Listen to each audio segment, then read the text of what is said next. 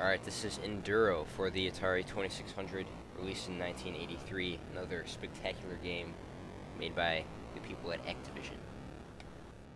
The game's kind of like pole position, except it's an endurance race. You have a certain number of cars to pass each day. In order to show you what time of day it is, they change the backgrounds, you know, daytime, nighttime, early morning, etc.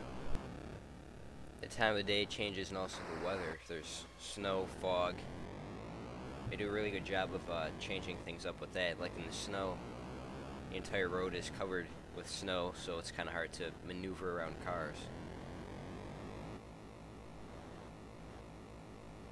And when it gets foggy, you have less than 5 feet of visibility in front of you. So you have to slow down dramatically in order to not crash over and over again. The first day you have 200 cars to pass, then the next is 250, and it increases for each day.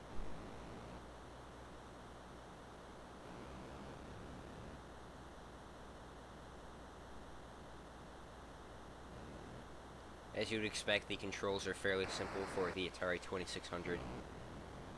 Some racing games use the paddle controllers, but this one uses the joystick. Left to right to move left and right, the button to accelerate. You can press it for a little bit, then let go of it to kind of stay at a certain speed. Then to brake is down on the joystick, which is probably why they didn't use paddle controllers. Something weird every time I play an Activision game for the Atari 2600. It feels like I'm playing on a system more advanced than the 2600. Might be their good backgrounds and stuff, and everything looks smooth and polished in all their games. If you pass the required amount of cars early before the next day, you have an opportunity to gain some extra points. You just keep going until the next day starts, and then you have more cars to pass in order to keep going with the game. Alright, well, that's a simple review for a simple game.